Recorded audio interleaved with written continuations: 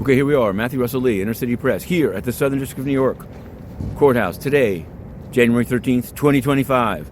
We're heading in for the week, and first we'll begin with Eric Adams, of course. Here, he's the mayor of the city of New York, and on Friday we witnessed the guilty plea, unannounced until that very morning in terms of the timing of it, of Erdoğan Arkan, Turkish businessman who who pled guilty. Now we can say that he did it because he said he did it.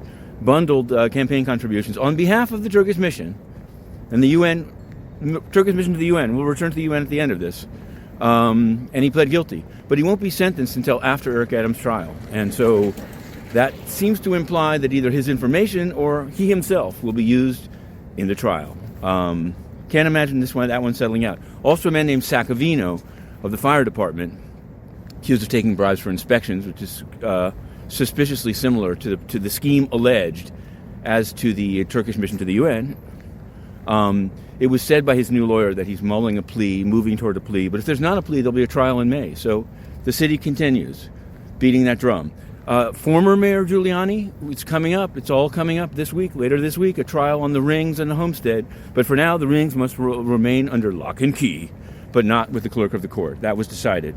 Menendez, he'll be sentenced on the 29th, and the U.S. wants 15 long years.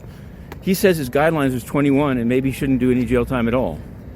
We'll just have to see. This week, on Wednesday, the Alexander brothers, realtors in New York and Florida, mostly Florida, but New York is the one that indicted him, SDNY. They'll be here. Over on Friday, the U.S. opposed them being released on the 15th and said they've spoken to 40 victims. One of the brothers has put in a sealed submission, a PowerPoint, attacking the credibility of some of the victims. They didn't put a number on how many. It's all sealed.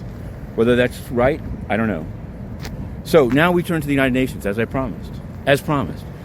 And again, this is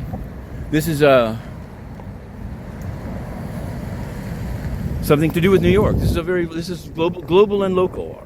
So here in New York, beginning earlier this year, and it's still early in the year, congestion pricing kicked in. $9 to come here to Lower Manhattan. But there are various exceptions, of course. We learned today that Brad Lander, of course, Eric Adams, other city officials with security details don't have to pay. Maybe that makes sense. Here's what doesn't make sense. Tucked into the Federal Register and covered first globally by Inner City Press, the State Department, the outgoing administration at least, said that an exemption to congestion pricing should be given to diplomats of foreign missions. And maybe there's a legal argument or even a sort of a comity argument that if we want to be exempted elsewhere, we need to exempt their diplomats. But also officials and staff of international organizations. That would seem to include the United Nations. So basically you have the same UN fat cats taking taxpayer dollars, not doing their jobs, not answering press questions, covering up rapes by peacekeepers, are now not going to be paying what other New Yorkers pay. So we wrote the story, and today we're going to be putting in the questions to the spokesman. But we can't go into the building. They claimed that they would be answering written questions so that appeared that they were complying with freedom of the press. That wouldn't even really count, but they're not doing it anymore. But this question we're going to put in, and we're going to keep beating the drum on that and other matters. So the full day of action at SDNY, which we fast approach. As noted on Friday in the taller building over there, Trump was sentenced to unconditional discharge.